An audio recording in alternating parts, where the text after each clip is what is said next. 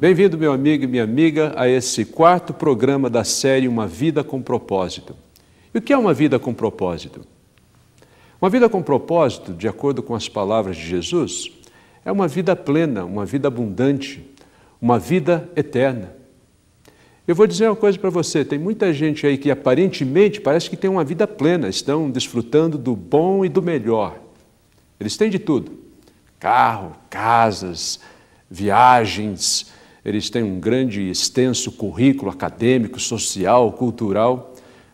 Mas Jesus nos ensina que uma vida verdadeiramente abundante, uma vida completa, realizada, é aquela vida que você tem um relacionamento com Deus através dele, que é essa ponte que nos liga até Deus, o nosso Pai. Na primeira lição dessa série, nós vimos que Deus tem um plano maravilhoso para você. Você não precisa ter medo de Deus. Você pode se aproximar de Deus. Ele é o seu Criador e Ele te ama e Ele quer o melhor para você. Ele quer ter um relacionamento de pai para filho, como um bom pai quer se relacionar com o seu filho. Como é que eu sei disso? Eu sei disso na Bíblia, na Palavra de Deus. Na segunda lição, nós vimos sobre o nosso grande problema. O nosso grande problema que nos afasta de Deus, que cria um abismo entre nós e Deus, é chamado pecado. O que é o pecado? A Bíblia diz que o pecado é errar o alvo.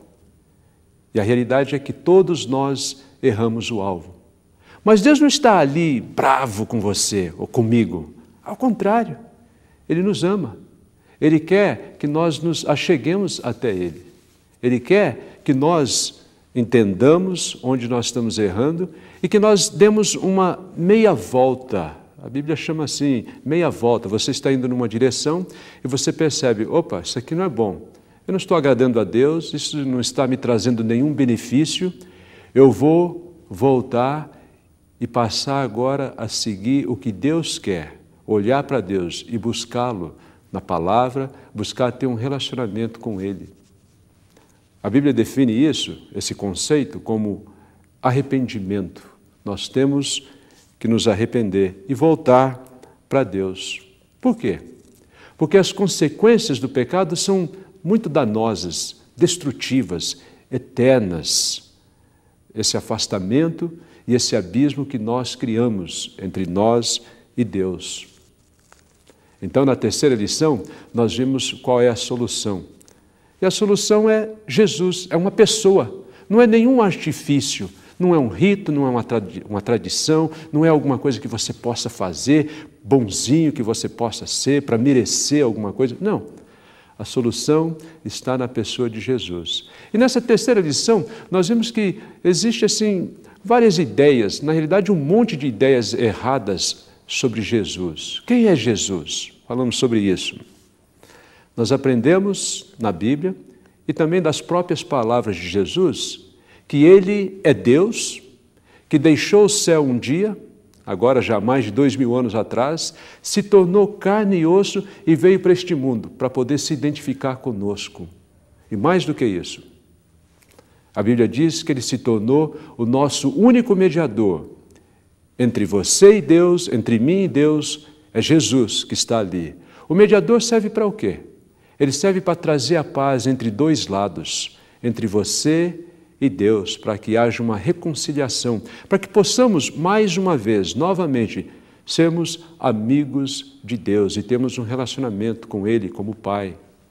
Jesus veio e Ele se tornou a nossa única ponte. Ele disse, eu sou o caminho, a verdade e a vida, e ninguém vem ao Pai senão por mim. O único que morreu na cruz por nós. Agora, diante desses fatos, nós concluímos na lição número 3. O que é que nós devemos fazer? A resposta vem do próprio Jesus. Ali no livro de João, capítulo 3, ele fala com Nicodemos, e ele diz o seguinte, Nicodemos, você tem que nascer de novo. Agora, talvez você esteja dizendo, como Nicodemos pensou lá no primeiro século, mas como eu posso nascer de novo? Eu já sou um adulto, eu já sou talvez até uma pessoa de idade ou meia idade. Como é que eu posso nascer de novo? Além do mais, eu já baguncei tanto na minha vida. Eu estou tão longe de Deus, sabe? Como é que eu posso me aproximar? Será que é possível isso acontecer comigo? Nicodemos tinha a mesma dúvida E ele fez a mesma pergunta para Jesus. Veja só, vou ler para você, no Evangelho de João, capítulo 3, versículo 1 até o versículo 7. Um homem chamado Nicodemos, que era líder dos judeus, uma noite ele foi visitar Jesus e disse: Rabi, que significa mestre, nós sabemos que é Senhor e mestre e que Deus te enviou, pois ninguém pode fazer esses milagres se Deus não estiver com ele. Jesus respondeu: eu afirmo ao Senhor que isto é verdade. Ninguém pode ver o reino de Deus se não nascer de novo. Nicodemos perguntou: como é que um homem velho pode nascer de novo? Será que ele pode voltar à barriga da sua mãe e nascer outra vez? Jesus disse: eu afirmo a você, Nicodemos, e isso é verdade, ninguém pode entrar no reino de Deus se não nascer da água e do Espírito. Quem nasce de pais humanos é um ser de natureza humana. Quem nasce do Espírito é um ser de natureza espiritual. Por isso, não fique admirado, porque eu disse que todos vocês precisam nascer de novo. Jesus falou: Nicodemos, você precisa nascer de novo. Se você tem interesse nas coisas espirituais, se você quer entrar no reino de Deus, se você quer ter um relacionamento com Deus, você precisa nascer novamente. O que é esse novo nascimento? Jesus e a palavra dele, a gente vê isso principalmente no livro de Atos, o livro que mostra a história dos primeiros cristãos, dos primeiros discípulos de Jesus, deixam isso bem claro para nós. O que é esse novo nascimento? O que é nascer da água e do Espírito? Acho que você pode abrir a sua Bíblia no livro de Atos, capítulo 2, versículo 36 até o versículo 41, e você vê uma boa definição ali. Ali no contexto, só para te dar o histórico ali. Pedro está pregando no dia de Pentecostes, lá no primeiro século, ano 33, logo após a morte de Cristo e a ressurreição de Cristo. E ele diz: olha, vocês mataram, vocês crucificaram a Jesus.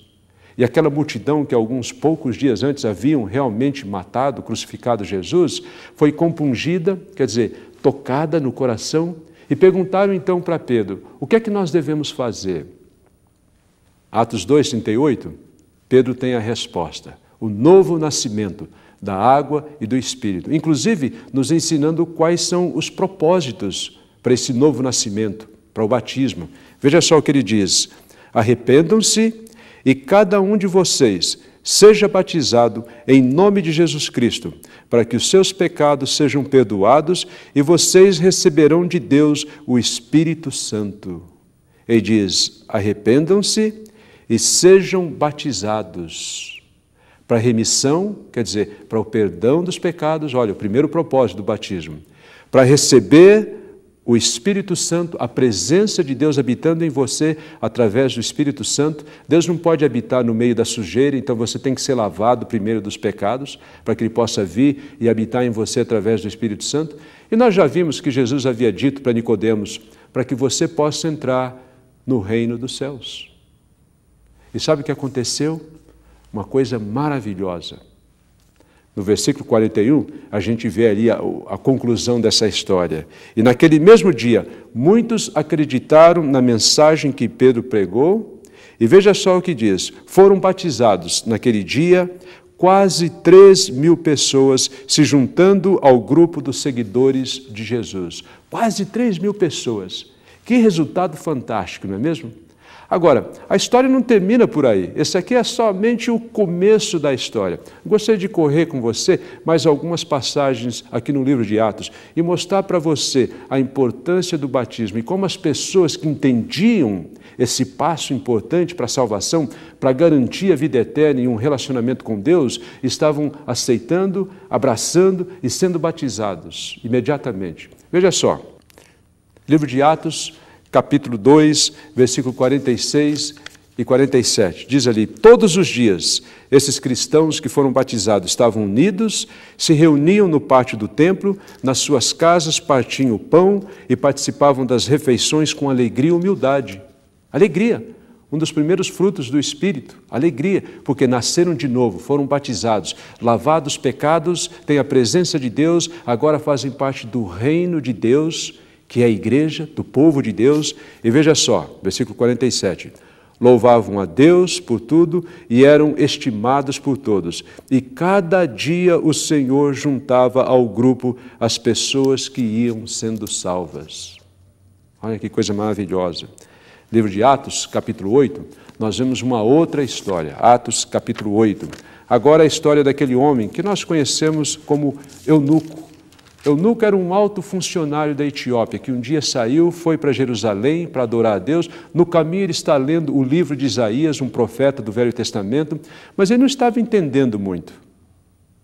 E aí então, um homem enviado pelo Espírito Santo, um homem enviado por Deus, chamado Filipe, se achegou até a carruagem do eunuco e perguntou: você entende o que você está lendo? Ele disse: como é que eu posso entender se alguém não me explicar? Suba aqui na minha carruagem. Foi exatamente isso que Filipe fez. Ele subiu na carruagem e ele passou então a explicar aquela passagem de Isaías, onde falava que Jesus, como uma ovelhinha, seria levado até o matador e morreria pelos nossos pecados. E aí então, depois de explicar, veja só, viajando eles, chegaram a um lugar, capítulo 8 de Atos, versículo 36, chegaram a um lugar onde havia água. Então o funcionário disse: veja aqui tem água, será que eu não posso ser batizado?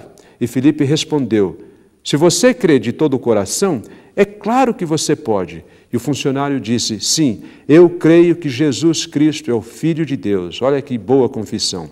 Ele mandou parar a carruagem, os dois entraram na água e Filipe o batizou. E quando eles estavam saindo da água, o Espírito do Senhor levou Filipe embora e o funcionário não o viu mais, porém continuou a sua viagem cheio de alegria. Ali mesmo na hora, ele entendeu o que ele precisava fazer, que ele precisava nascer de novo da água e do Espírito. Eles entraram no lugar onde havia abundância de água, ali ele foi sepultado naquelas águas e ele saiu cheio de alegria, cheio de júbilo. Tem uma outra passagem, no livro de Atos, capítulo 9, ali nós vemos a conversão do grande Saulo, que se tornou, na realidade, o grande apóstolo Paulo. Antes ele era um grande perseguidor da igreja, se tornou um grande missionário para a igreja.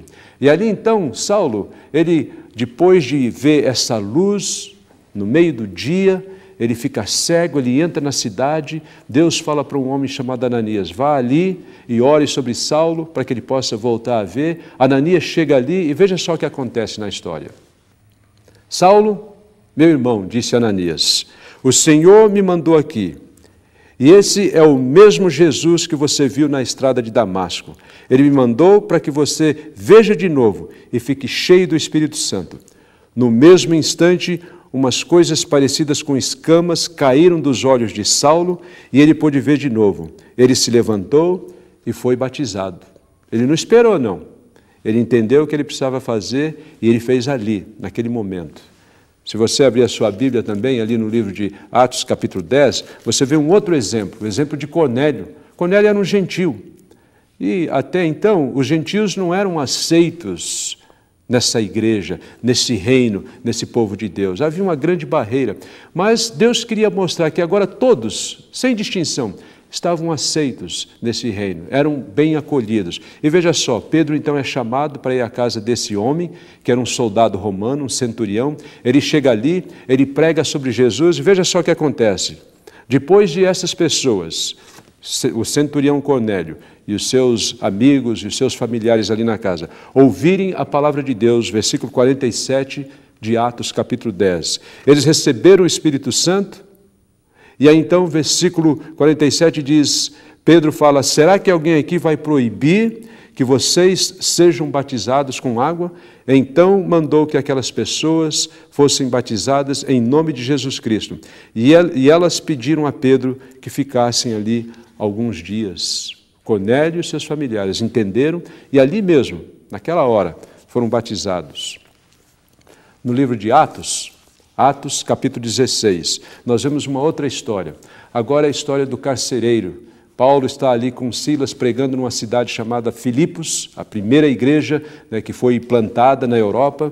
E Paulo, obviamente, é perseguido, porque agora ele está pregando Cristo, ele está ensinando sobre esse novo nascimento, sobre o batismo, e ele é colocado na prisão. No meio da noite, Paulo e Silas, eles estão orando, louvando a Deus, eles não estão tristes, amuados ali, se sentindo acuados e encurralados. Não, eles estão alegres, louvando a Deus, agradecendo, apesar dos problemas, apesar dos pesares. O que acontece é o seguinte, diz ali a história. Ali houve tipo assim de um terremoto, um tremor de terra, as cadeias se abriram, né, e de repente as celas estão abertas, escancaradas, e o carcereiro, o homem que estava responsável por aqueles presos, ele achou que era o fim dele, porque se um preso escapasse, ele teria que pagar com a própria vida. Ele está pronto, inclusive, para se matar. Mas Paulo diz uma coisa para ele aqui no livro de Atos, capítulo 16, veja só. Paulo gritou, não faça isso, todos nós ainda estamos aqui.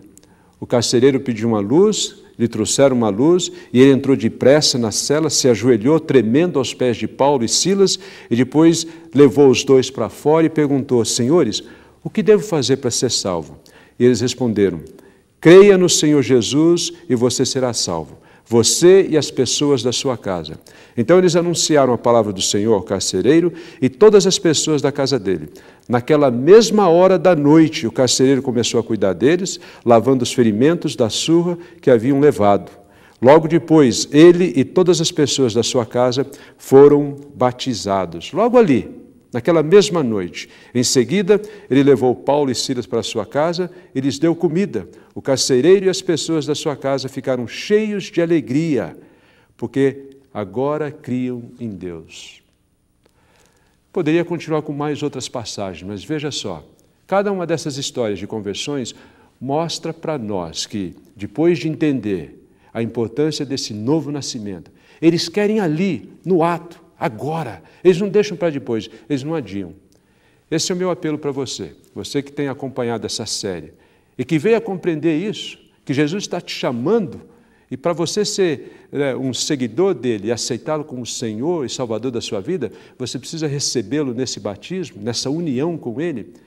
Este é o momento para você pausar, orar, talvez conversar com a pessoa que está do seu lado assistindo, a pessoa que compartilhou esse vídeo, esse DVD com você, e tomar uma decisão muito importante. De fato, a decisão mais importante que você pode tomar na sua vida.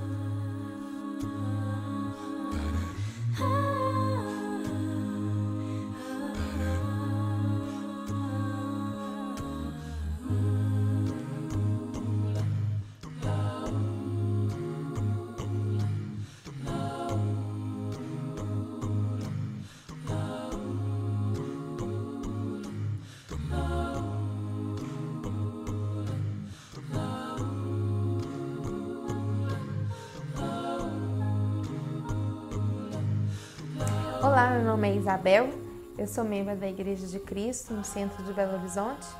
Estou aqui para falar um pouquinho de como eu conheci Jesus e minha experiência com Ele. A minha mãe me convidava várias vezes para participar dos cultos e por várias vezes eu neguei os convites, mas um dia eu aceitei. Nesse dia eu participei do culto e me senti muito bem, me senti feliz, fui muito bem recebida pelos membros daquela igreja e posteriormente eu ter ido ao culto, eu fiz um estudo bíblico pessoal com uma evangelista da igreja. Nesse estudo eu realmente conheci a palavra de Deus, senti a necessidade de receber o batismo para receber o perdão dos meus pecados, receber o Espírito Santo e depois do batismo eu me tornei uma nova pessoa, sou muito mais feliz, creio que Jesus é o Senhor e Salvador da minha vida, tenho Ele como mestre e o Espírito Santo de Deus tem trabalhado na minha vida todos os dias, desde aquele dia, me transformando, me fazendo uma nova mulher, me fazendo uma nova pessoa, me ajudando a superar as minhas dificuldades, a não mais pecar e ser uma cristã fiel. Convido a você também para participar da Igreja de Cristo e conhecer esse amor maravilhoso que Ele tem para nós. Você acabou de ver aí imagens de pessoas sendo batizadas, você acabou de ver aí esse depoimento, E eu gostaria agora de tirar um momentinho, um pequeno segmento aqui desse nosso programa, para responder uma pergunta de Cláudio Costa, lá de Santo André, São Paulo. Ele pergunta o seguinte: Antenor, eu fui batizado antes, mas estou sentindo a necessidade de me batizar de novo. É possível eu ser batizado de novo? Eu gostaria de responder a você, Cláudio Costa. Veja só, a Bíblia diz no livro de Efésios, capítulo 4, versículo 4 até versículo 6, que existe somente um batismo. E esse é o batismo nas águas. Eu sei que até prego um monte de batismos por aí. Batismo disso, daquilo, naquilo outro. Mas a Bíblia é bem clara. O batismo para a salvação. Você sela o seu compromisso com Cristo, assim como eu selei o meu compromisso com a minha esposa, o dia que eu a recebi com a minha esposa, no casamento. Esse nosso casamento com Cristo acontece no ato do batismo. Tá certo? Agora, existe somente um batismo. Mas se você tem essa dúvida, eu não sei se eu fui batizado da maneira correta, eu estou me sentindo que talvez eu tenha necessidade de ser batizado de novo, você precisa se perguntar, será que eu recebi o batismo bíblico? E o que é o batismo bíblico? Bem, deixa eu definir para você biblicamente, está aqui na palavra. Aqui no livro de Colossenses, capítulo 2, versículo 12, o apóstolo Paulo define assim o batismo. Pois quando vocês foram batizados, foram sepultados com Cristo.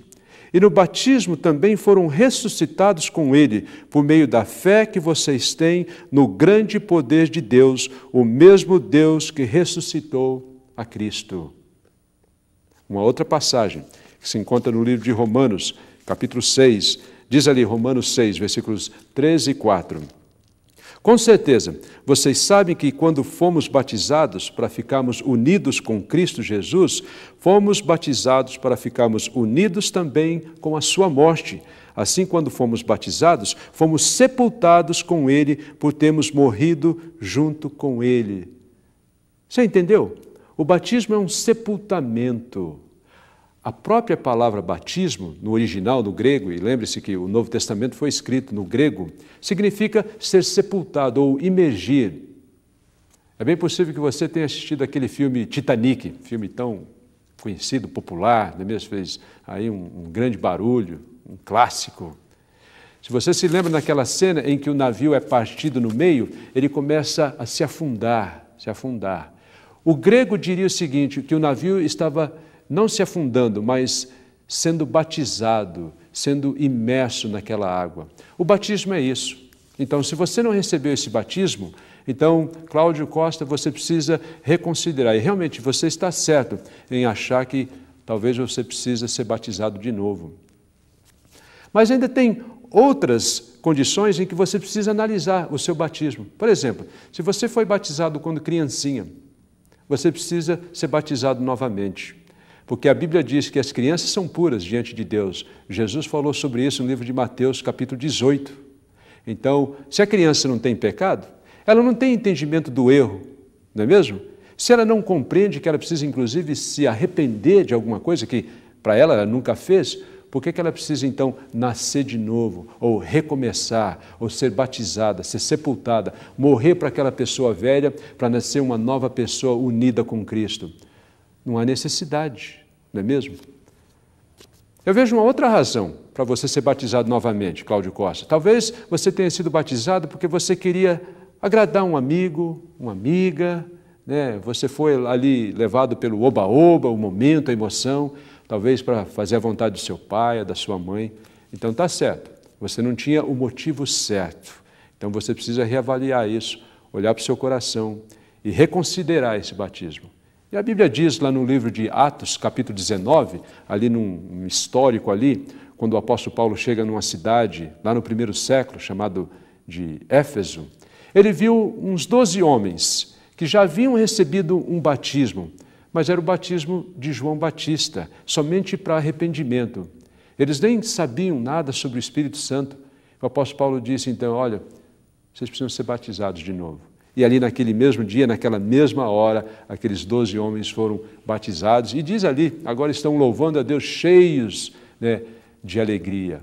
Está vendo os motivos?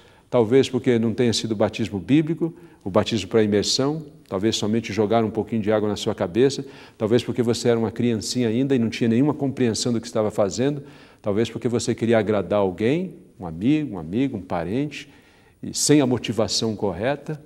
Então, a Bíblia nos ensina que é o momento, o motivo para você reavaliar, reconsiderar, repensar e talvez tomar uma decisão, agora mesmo, inclusive. Sem a remissão dos pecados, sem você receber o Espírito Santo e ter essa comunhão íntima com Deus, você não pode entrar no reino de Deus. São as palavras de Jesus. Você vai ficar de fora da festa? Você está bem assim mesmo na mediocridade da sua alegria? Um dia tem, outro dia não tem? Olha, a vida cristã é repleta, é cheia de alegria. E as conversões das pessoas mostram isso. E você tem visto isso, inclusive, nesse vídeo, nessas imagens. A alegria, a celebração, a festa que acontece. Não somente no céu, mas que pode acontecer também no seu coração hoje, quando você tomar essa decisão.